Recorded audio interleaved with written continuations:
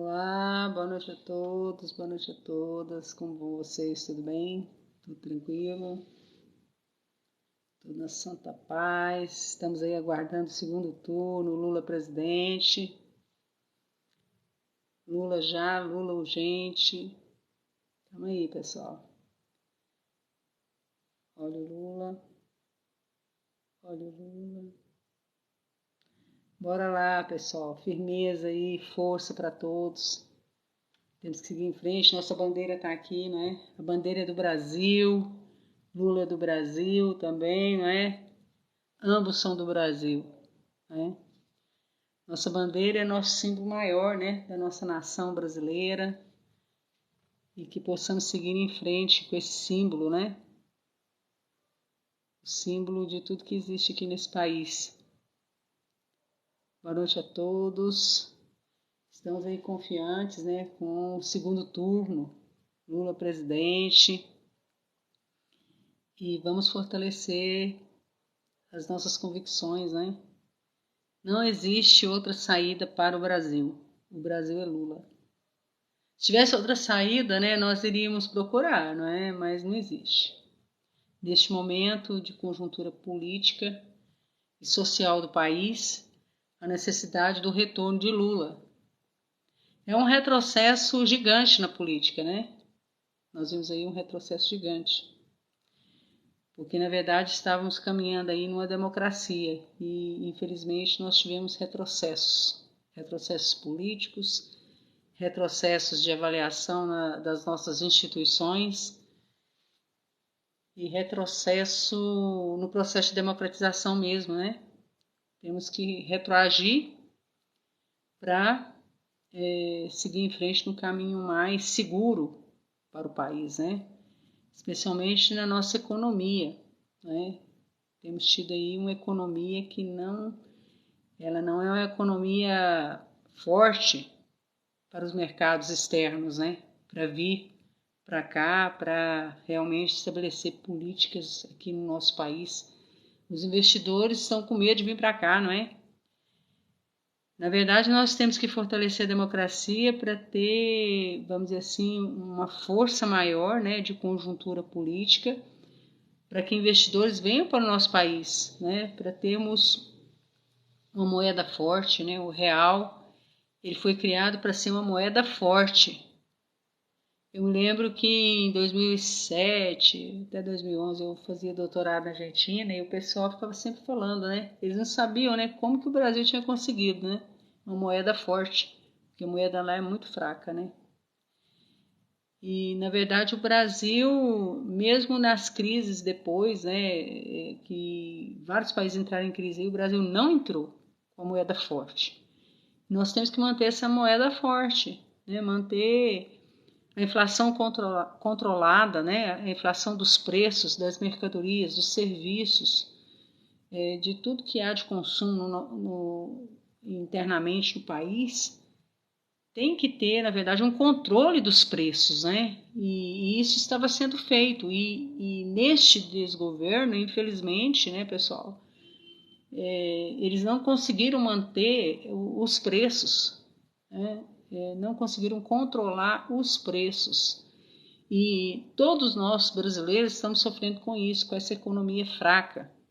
Um país, para ser forte, tem que ter uma economia forte, tem que ter um controle inflacionário, um controle da moeda, não é?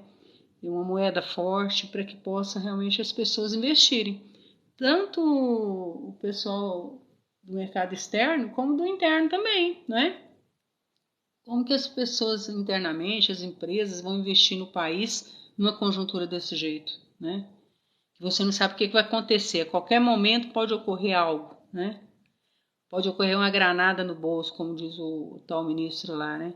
Então, pessoal, vamos aí votar consciente, né?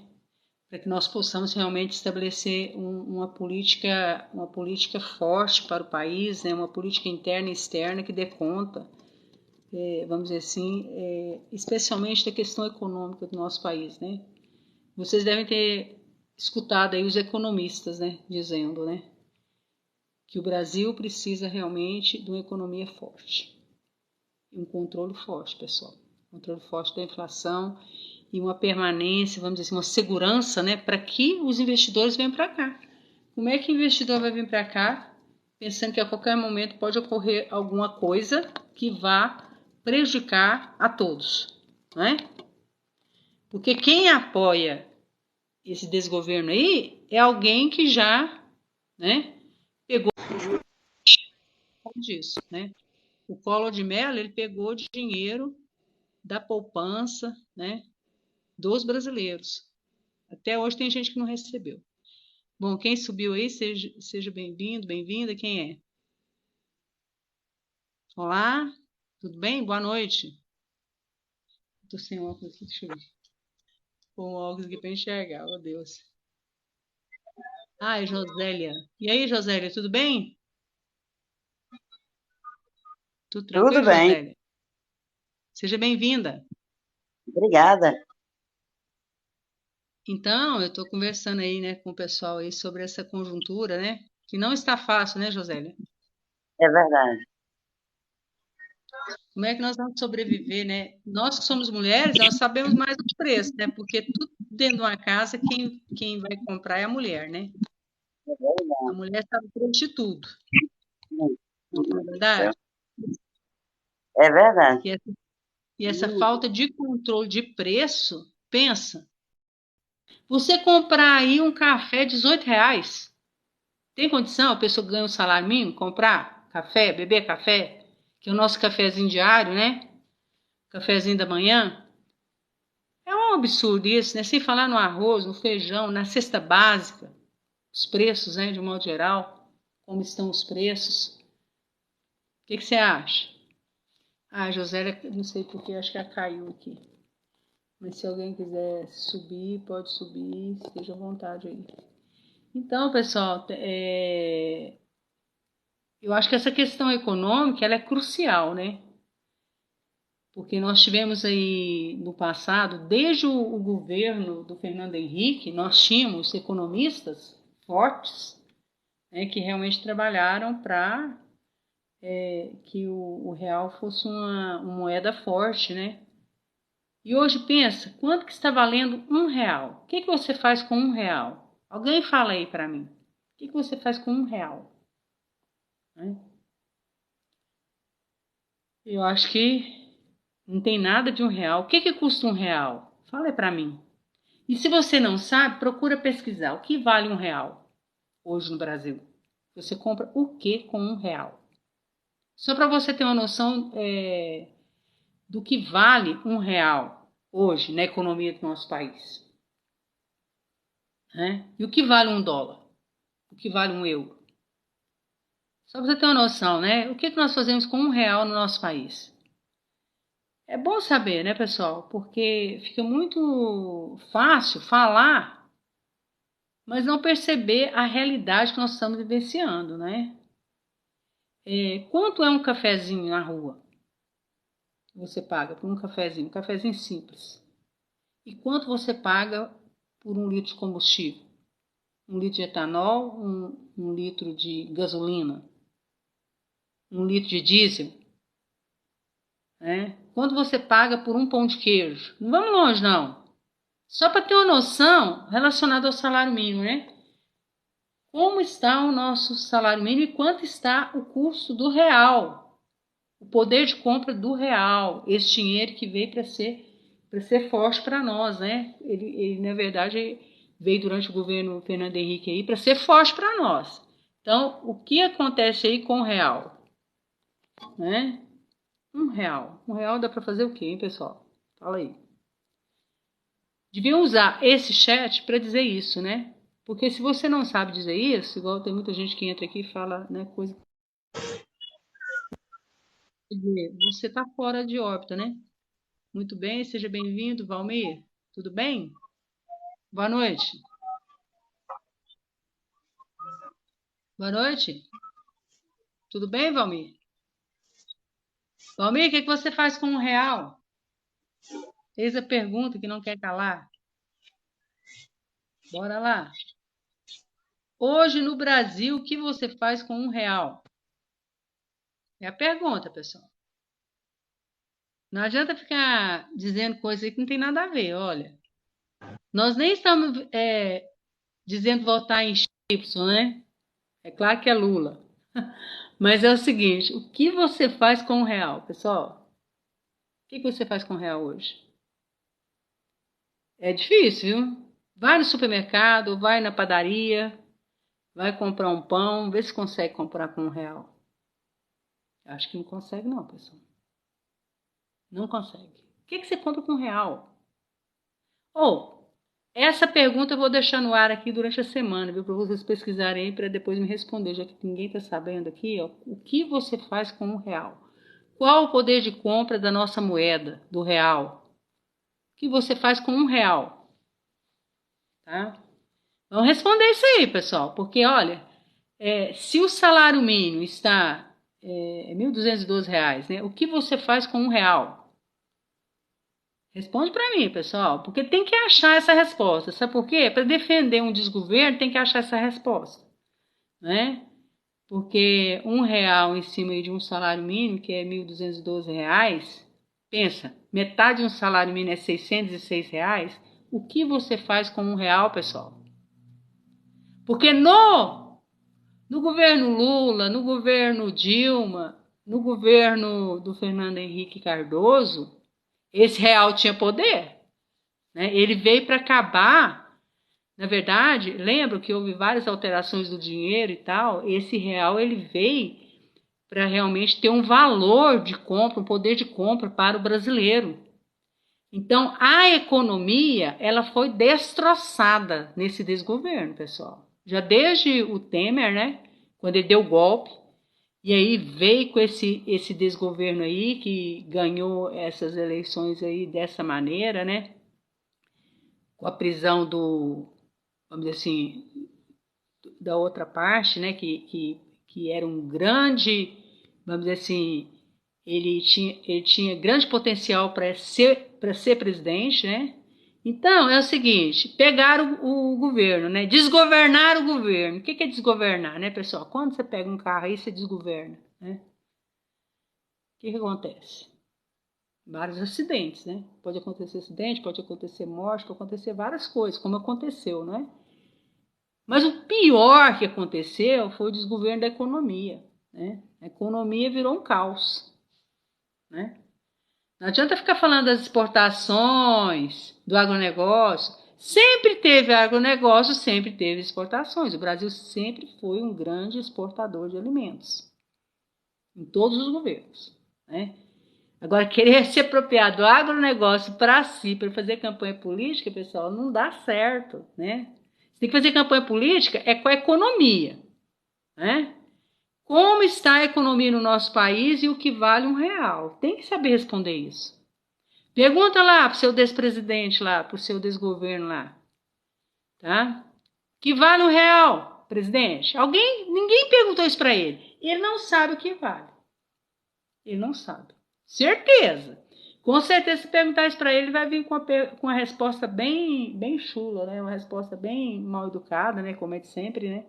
Porque ele não sabe o que é R$ 1. O que vale R$ 1 no Brasil hoje? O que vale R$ 1? Tá? Então, se não vale nada, pessoal, nós temos que mudar de governo, né? Eu acho que as alternâncias de governo servem para isso, né? Para que possa realmente, vamos dizer assim, vir um outro governo para fazer melhor, né? Eu sou totalmente contra a reeleição, né? Totalmente contra a reeleição, certo? Totalmente contra a reeleição, porque a reeleição é que faz com que ocorra essas coisas, né? Que aí o presidente que está no poder, ele faz tudo para poder continuar no poder, mas não para fazer melhor no segundo mandato, né? Nós tivemos esses problemas aí com relação aos governos anteriores. Eu acho que tem que haver alternância de poder, né?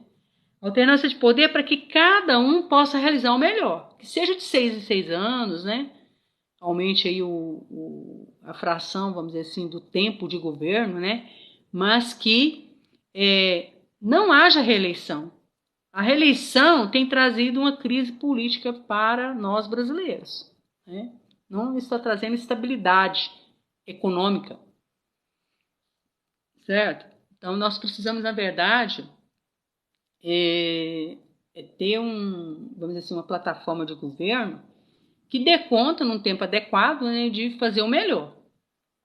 E que venham eleições e que concorram às eleições para se ter um outro governo, para que aquele governo seja avaliado de fato e de direito, né? E não desse jeito com reeleição, né? Reeleição é o caos, né? É o caos. O próprio Fernando Henrique se arrependeu disso, né? E com razão, né? Porque isso não foi bom para o Brasil, né? Não foi bom para o Brasil essa questão da reeleição, no sentido de que ela enfraqueceu a política, enfraqueceu as instituições, infelizmente, né? A reeleição. Boa noite a todos. Brasil da Esperança. Estamos aí numa maior esperança, ó. Lula presidente. Olha a nossa bandeira, Lula presidente. Olha o nosso Lula aqui. Tá sorrindo, né? Quantas toalhas, hein? Quantas toalhas foram vendidas aí com Lula presidente? Meu Deus do céu. Olha, eu passava nos lugares aí, só tinha a toalha do outro, porque, como diz o outro, do outro não vendia. Mas do Lula, olha, mas vender toalha, né, pessoal? Boa noite a todos. Estamos aí, olha, estamos aí avaliando, né? Avaliando como que está a economia do desgoverno. E como foi a economia grandiosa, né, do governo Lula. Do governo Lula aqui, né? Do governo Fernando Henrique, né, que foi quando, na verdade, foi do governo do Itamar, né?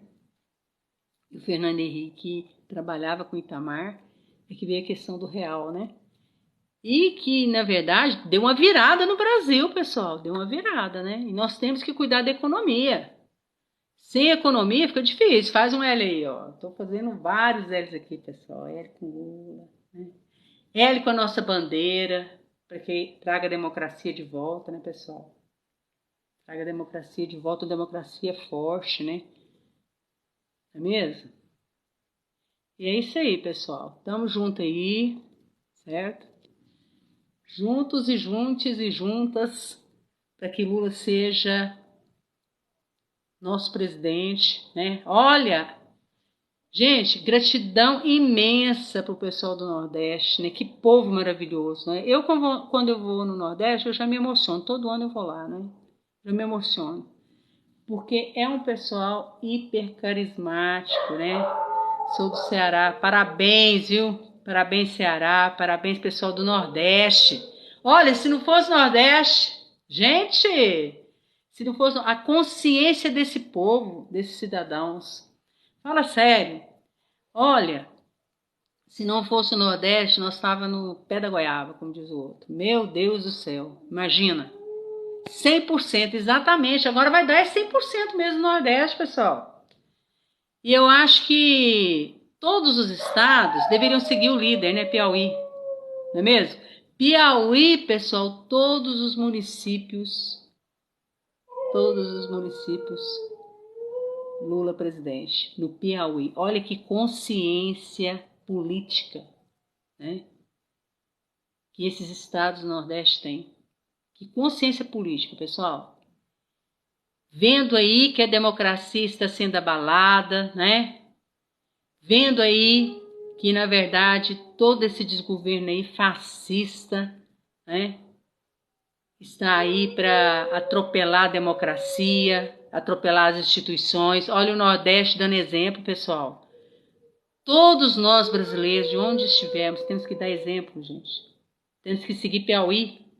Pensa onde está Piauí, o exemplo que está dando para nós, né? Um exemplo de democracia, de fortalecimento da democracia. E outra, eu acho que é principalmente contra o extremismo de direita, contra a direita reacionária. O Brasil não aceita isso, pessoal. A maioria não está aceitando. Por que que o Lula, né? Vamos dizer assim, ele não venceu os 51%, né? Mas ele venceu em termos de ter a maior quantidade de votos. Por que que teve essa quantidade estrondosa de votos? Por conta disso, o Brasil não aceita extremismo. O Brasil é democrata. A democracia, Maicon, ela é, na verdade, ela é desenvolvida, né? Eu acho que, na verdade, a democracia ela precisa ser melhorada e muito ainda no nosso país, né? Nós temos aí um conceito de democracia, né? Que seria, vamos dizer assim, governar para o povo, governar para a população, de uma forma democrática, quer dizer o quê? Que atenda a todos, né? Igualitariamente, né? E isso é muito difícil, não é fácil. Conceitos de democracia vêm e vão, mas você precisa fortalecer o Estado Democrático de Direito, que é o quê? O Estado das leis democráticas, das leis da coletividade, das leis onde o Estado realmente seja o detentor, né, vamos dizer assim, o detentor das políticas para a população, e não a privatização, né? Quando você privatiza, você retira do Estado aquele poder de estar controlando determinadas áreas que são substanciais para a população, que são essenciais, né? E se você delega a terceiros privatizando, você retira o poder do Estado de estar controlando e de estar acompanhando aquelas políticas. E isso vai atrapalhando o Estado, vai atrapalhando também que as políticas cheguem à população. As terceirizações, na verdade, as privatizações, elas fazem isso, né?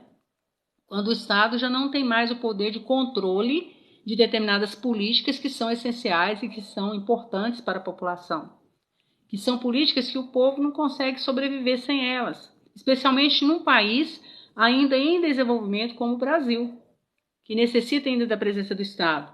Muitos aí desse extremismo aí, não é? Desse extremismo direitista, reacionário, acredita que o Estado não tem que estar presente, né, em determinadas áreas. E isso acaba com o Estado, pessoal, acaba com as políticas sociais. Já o governo, já o governo do Lula, né, já o governo do Lula é um governo que, na verdade, prevê as políticas sociais para a população, porque sabe que existem muitas pessoas precisando dessas políticas, pessoas que não têm trabalho, pessoas que não têm moradia e que estão passando fome, né? É claro, você tem que desenvolver o país para uma economia de trabalho e renda, né? Mas para isso você precisa ter uma economia forte. E esse governo aí, esse desgoverno, que eu chamo de desgoverno, né? Porque ele não teve plano de governo, nem na sua campanha, nem durante, nem agora também não vai ter, né? Agora já querendo outro mandato sem plano. Então, sem plano você não vai chegar a lugar algum. Você tem que discutir o país, né? Discutir a economia do país. Vocês viram alguém discutir a economia do país? Você não viu, né? Que a economia do país, na verdade, é que precisa se fortalecer internamente e externamente, especialmente com relação às dívidas, ao endividamento, né, de pequenos, médios empresários. Tem que trazer solução para isso, né? Tem que trazer programas, né? Programas de governo realmente para esses pequenos e médios empresários que estão endividados. Muitos estão endividados, pessoal. Muitos. E já era antes da pandemia, e durante a pandemia agravou, e pós-pandemia mais ainda, né? Então, tem perguntas aqui, pessoal, que não dá, né? O pessoal querer desviar o assunto, né? Não dá para desviar o assunto, né? Quando você vê que há um desgoverno na economia, né? O real foi pro ralo. Você não faz mais nada com o real, né? Então fica muito difícil realmente, né? Para que esse desgoverno deslanche, né? Não vai dar para deslanchar mais, pessoal. Já houve um retrocesso aí, né? Desses 4 anos para o Brasil. Não foi só por conta da pandemia, né? A pandemia realmente ela, para qualquer governo, não só ele que estava aí, né? Mas qualquer governo que tivesse pego esse governo teria tido muitas dificuldades para administrar a pandemia, claro. Mas você não pode ser omisso, né? E nisso ele foi. Ele foi omisso por 45 dias sem comprar vacina. Muitas pessoas morreram, né? A gente não gosta de lembrar disso, né? Porque quem teve, seja familiar, vizinho, né? Amigo que faleceu por não acreditar nessa doença e não vacinar, e há pessoas aí até hoje que não vacinaram por conta do exemplo, do mau exemplo, né? De um desgoverno, fica difícil, né, pessoal? Fica difícil, muito difícil mesmo, né? Eu mesmo perdi muitas pessoas queridas, e pessoas queridas, inclusive filhos também, que não vacinaram, pegaram Covid e faleceram, vieram a óbito. Por conta desse desgoverno e por conta também do excesso de fake news, né? Lembra que tinha uma fake news que falava assim, ó, se vacinar, vai ter um chip em você, tal, né? Aí teve gente que não vacinou por conta disso. E ainda está cheio de fake news. Agora, nesse primeiro turno, encheram de fake news, estão enchendo de fake news de novo, né? Mandando as pessoas passar por WhatsApp, isso, aquilo, né? E ainda tem gente, pessoal, que ainda acredita nas fake news, né? Tem gente que acredita. Então, é complicado, né? É complicado. Então, veja bem, tem gente falando assim, ó, morreu mais gente quando o nosso dinheiro foi financiar ditaduras. Gente, eu nem sei, na verdade, a pandemia foi algo que ninguém esperava, né? Quem de nós aqui, pessoal, esperava uma coisa dessa? Meu pai mesmo, ele tem uma oração que ele me deu para todos nós, né? Para orar contra as pandemias, as pestes e tal, né? Porque meu pai era de 1920, né?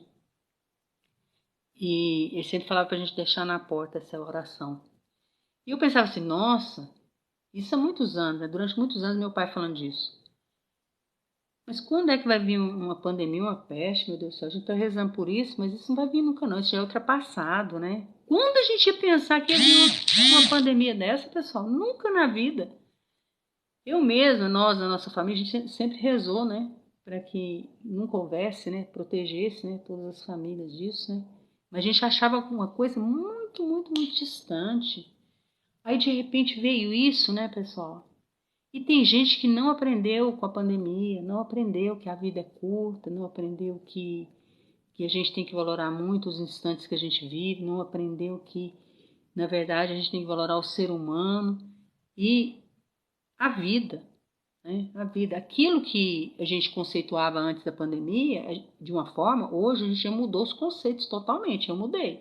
E a maioria de nós mudamos, porque tem coisas que são essencialmente importantes.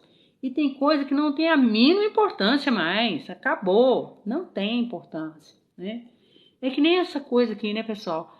Essa questão da política, né, na pós-pandemia aí, no durante e pós que nós não terminamos ainda a pandemia, é, eu acho que todos nós, na verdade, a gente está sem chão, né? Porque nós não tivemos realmente um cuidado efetivamente da nossa saúde mental, né? Da nossa saúde psicológica, porque tudo isso, pessoal, mexeu demais com a gente. A gente está tentando levar a vida na normalidade, né? Tentando levar a vida com força, com garra, com as nossas famílias, com as pessoas que nós amamos, né? Mas olha, é imensurável em palavras o sofrimento que nós tivemos. É imensurável, não dá para dizer uma palavra que mensure, que diga como foi esse sofrimento que nós vivenciamos nessa pandemia. Independente de qualquer coisa. É algo assim que cada um de nós temos internamente, nas nossas mentes, no nosso sentimento, e que a gente não consegue expressar. Que primeiro nós ficamos atônitos e depois a gente ficou com medo e depois aqueles excesso de cuidados para não pegar a doença. Algo inimaginável para nós e para o mundo inteiro. Então, quem tirou lição disso, gente?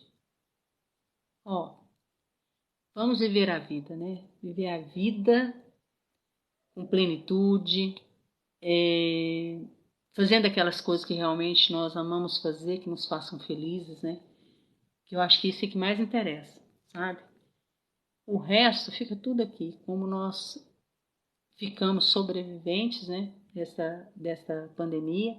E infelizmente eu creio que deveria ter ocorrido, né? Mas as pessoas ficaram muito, como é que se diz, atônitas com a situação e não havia profissionais de saúde suficientes para isso, né? Embora muitos tenham feito trabalhos voluntários, quer de psicólogo, principalmente, né? Psiquiatras, né? Fizeram trabalhos à distância, né? Consultas à distância e tudo. Mas eu creio que todos nós, de alguma maneira, precisamos de uma força nessa área, né? O Brasil, acho que o SUS, nessa retomada aí, tem que cuidar da saúde mental das pessoas, da saúde mental das crianças e jovens que retomaram os estudos, né, que estão traumatizados, né? Todos nós ficamos, de alguma maneira, muito traumatizados com essa situação. Acho que foi mais, eu penso que é mais do que uma guerra, né? Mais do que uma guerra, uma perda muito, muito grande. E eu acho que todos nós continuamos ainda de luto relacionado a tudo isso. E quando a gente fala desse desgoverno, é porque na verdade a gente pensaria que ele pudesse, mas eu acho que ele não tinha também capacidade psicológica, ele não foi preparado para isso, entende? Ninguém foi, né? Mas para ele acho que a situação ela veio o reverso, entende? Foi assim, tipo assim, pelo que ele falou e pela forma como ele agiu, né? É como se tivesse havido um reverso relacionado à problemática que ele não conseguiu enfrentar. Ele não conseguiu, ele não foi preparado para isso. Mas não é só não ser preparado, ele não foi preparado para algo que ocorresse de alguma maneira e que ele tomasse uma atitude. Ele não conseguiu isso, ele não conseguiu. Seja como ser humano, seja como o cargo exigia, né? E isso aí foi uma prova muito grande para ele e para todos nós, né? Porque nós sofremos contra esse disparate de omissões, né? Infelizmente. Mas agora nós temos a chance de eleger um novo presidente, né? E eu penso que é isso. A gente tem que ter uma retomada diferente, uma retomada consciente, principalmente com relação a essa questão da saúde mental do nosso país, né? Eu penso que o SUS ele tem que retomar isso de alguma maneira, haver investimento no SUS, né? Relacionado à saúde mental das pessoas, da população de modo geral, e também relacionado à saúde preventiva, né? Seja do homem, da mulher, relacionada à questão da saúde preventiva, mesmo a questão da retomada das vacinações. Aqui em Goiás, pessoal, eu estava escutando, parece que teve, os meus cachorros estão todos chorando ali. Aqui em Goiás teve, na verdade, um percentual, parece que não sei se é de 15% de vacinação das crianças, pessoal. Tem que vacinar as crianças. Então, uma negação, um negacionismo relacionado à vacinação das crianças. Por que nós estamos aqui? Porque nós fomos vacinados, né? Imagina, sem vacinar. Difícil, né, pessoal? Muito difícil. Todos nós, né, nossa geração, a gente vacinava normalmente, né? Por quê? Para garantir a saúde, né? A saúde das crianças, né? Tanto é que lá em casa ninguém nunca adoeceu assim, ó. Como seja criança, a não ser catapora, né? Mas outras doenças não. Seja na infância, na juventude, a gente não adoeceu, né? Porque na verdade a gente vivia no postinho, né? Postinho de saúde. Então esse posto de saúde ajuda muitas pessoas, né? As pessoas têm que vacinar, têm que levar seus filhos para vacinar, pessoal. Quem não levou filho para vacinar, leve seus filhos para vacinar, né? Ah, e alguém está falando aqui, gente, vamos olhar os países vizinhos como estão. Ah, e pessoal, olha aqui. Eu acho que a gente tem que olhar para nós, né? Para dentro. E eu acho que a gente tem que olhar para a América do Sul, América Latina. A gente olha muito para fora, né? Olha para longe, olha para os mais ricos. A gente tem que olhar mais para a América, cuidar desse bloco aqui, né? Porque, na verdade, a gente não tem que achar que é o melhor, ou que é o pior. Não, a gente tem que fazer o nosso dever de casa, né? E o dever de casa é é realmente trazer trabalho e renda, né? Pessoal, essa mulher quer cabide de emprego pago pelo povo. Meu caro, minha cara, Patrícia, vou te responder uma coisa. Eu já sou aposentada em 2 trabalhos. Eu não preciso disso. Tá? Eu até me candidatei, né, por uma questão mesmo da atual política, né, desse desgoverno. E eu sou sindicalista, né? Eu faço esse trabalho voluntário de sindicato, que eu não ganho nada, não recebo nada por isso. Faço outros trabalhos voluntários. Você faz algum trabalho voluntário, Patrícia? Então, assim, a gente aprende muito com o trabalho voluntário, viu? Desde a minha juventude eu sempre fiz trabalho voluntário. Eu acho que os trabalhos voluntários é o que mais segurou o país, né? Principalmente durante a pandemia. Né? Não foi nem questão do governo. O governo ajudou depois que trouxe os auxílios, né? Mas um auxílio que, na verdade, ele não representava aquilo que o povo estava necessitando, o povo precisando de mais, né? Mas os trabalhos voluntários são o que mais ajudaram durante a pandemia. Os trabalhos silenciosos. Ninguém sabe quem foi que fez, né? Mas é isso aí, pessoal. Olha, então vamos aí juntos com Lula, né? Vamos aí para essa votação maciça, né? Especialmente aí o interior, pessoal. O interior do país. Vamos votar em Lula, presidente. Vamos votar no trabalhador, né? O Lula já deu exemplo, né, de como ele governa. E ele deixou dinheiro nesse país. E ele governou excepcionalmente muitíssimo bem, né, nosso país. É que a memória do pessoal é curta, né? Mas vamos tentar lembrar, pessoal. Vamos tentar lembrar. De repente vamos encontrar aí os arquivos, né, de como era o governo Lula. Vamos comparar como era o governo Lula, como foi o governo Lula nos 2 mandatos e como está o governo, o desgoverno. Vamos comparar. Vamos comparar. Numa próxima live nós vamos falar disso. Comparar o governo Lula e o desgoverno. E aí, pessoal, nós vamos chegar à conclusão que nós vamos querer Lula, né? Nós vamos querer Lula. Principalmente com relação à questão econômica. Vamos pesquisar aí, pessoal, o que você compra com o real, tá bom? E a gente vai conversando por aqui. Qual o poder de compra de R$ 1, certo? Alguém está falando aqui, né, que a Michelle foi presidiária, né, por conta de tráfico, né? É que assim, na verdade, vários foram presidiários, né? Nem por isso a gente vai ficar chamando os outros presidiários, né, pessoal? A gente não vai fazer o mesmo que ele faz, né, que ele fez com Lula, né, durante um debate, né, para a vaga de presidente, né, ele desmerecer a pessoa, dizer, você é presidiário, né? A gente não faz isso com as pessoas, né? Com ninguém. Por quê? A pessoa foi, mas ela cumpriu a pena, ou ela foi, mas ela foi absolvida, como o caso do Lula, ele foi absolvido em 6 processos. Em 6 processos, pessoal, em 6. Né? Foi absolvido. Ele foi julgado por um juiz parcial. E esse juiz, não é que ele foi eleito? Que horror, hein? Que país é esse?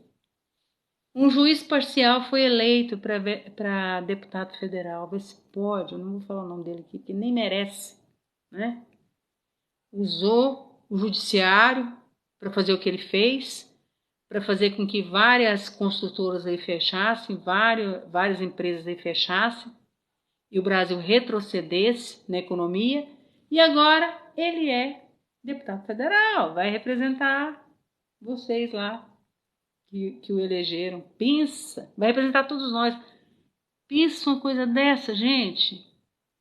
Eu acho que, na verdade, no Brasil falta efetivamente educação. Sem educação, você não interpreta bem a realidade, né? Você não tem clareza. E mesmo assim, você ainda cai em erros, né? Quantas vezes a gente cai em erros aí, interpretando uma coisa e a outra, né? Aí você tem que ficar pedindo desculpa.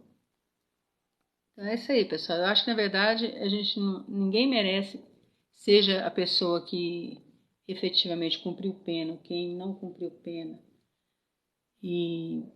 ou cumpriu pena, foi absolvido, ou quem cumpriu pena ou está em regime semiaberto, não merece ser chamado assim.